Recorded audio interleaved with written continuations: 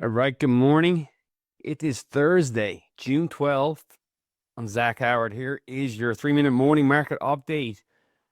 What are we looking at? The most important chart in the world, arguably, as it relates to all other assets and all other trades, is that US dollar. King dollar, previously known as more like king toilet paper here over the last couple of months, living up to its actual fiat reality is what it is. It's a confidence game. The rest of the world supported since 1971 off the gold standard. The US dollar index, that DXY, the biggest components in that is the Japanese yen and the euro, continue to strengthen against the dollar. That's why that DXY here sporting a 97 handle on a shorter duration chart. But if you look out on a longer duration chart over the last year, this chart looks really freaking bad. Hey, uh, head and shoulders, Barry's pattern, you want to call it that from a technical standpoint.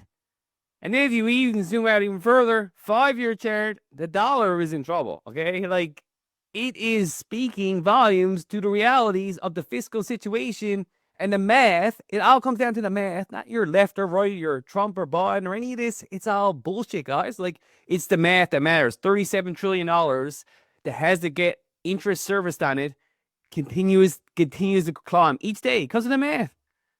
So how do we price all commodities? How do we price everything? It's in the denominator. That's fiat money, and it's getting weaker. Thus, commodities and other things, the real world living is going to increase. We see that yesterday, a big spike in oil, 4-5% spike in one day in oil. The headlines is, oh, let's follow what's happening in the Middle East. There's going to be an attack in Iran, yada, yada.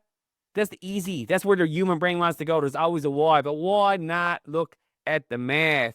And to me, oil, looking at a similar set here with the dollar, is saying financial repression is ahead. Debasement of the currency is the only outlet.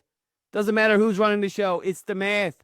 And we have Scott Bessent, arguably the greatest from a paper standpoint, money manager who's actually running this Treasury Secretary job in generations. Lots of respect. But the dude can't do anything about the math. $37 trillion.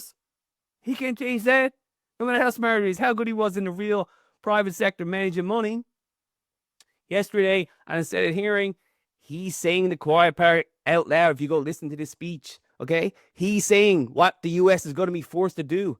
Capital controls on the rest of the world, on all this global debt that they have spread out over the world. The world has financed every war and every policy mistake the U.S. government has made for the last couple of decades, especially since 2020, and has just continues to accelerate. The math does not add up. Okay, these $37 trillion owned mostly by foreigners, Japan, China, etc., they're going to do a capital control on that. And what does that mean in terms of hard assets, gold, Bitcoin, currencies that are not fiat money, commodity-based currencies are getting the love slowly, and then suddenly the movement started when the Biden administration seized Russia's gold and said, you know what, we don't like you, you're bad guys, we're going to take your gold because we don't agree with what you're doing in Ukraine. And that's what other countries around the world started saying, this shit ain't right. They can just take our shit tomorrow because we own U.S. Treasuries, confiscate our value that we put our money in the U.S. government, I.o.U.s, those pieces of paper. The gold reserves of central banks just overtook the euro from 20% now currently. Why you got to think bigger picture, longer term, not in the next week, next month trade, is what about if the percentage of fiat money in U.S. Treasuries changes from 46% to 45%? That 1% difference on the margin goes into something like Bitcoin.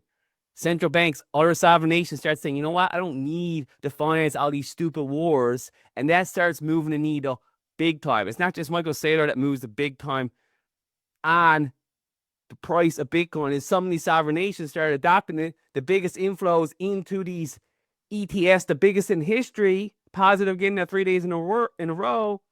The new trade is not TLT, the Treasury bull ETF. It's the IBET. More money will continue to pour into the IBET vis-a-vis coming out of TLT and some of these other Treasury ETFs. Scott Bessent backed him again.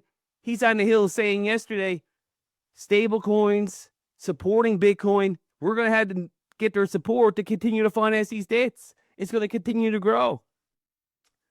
Shorter term, we're looking at failed at 109, 110 yesterday to make a run at new all-time highs.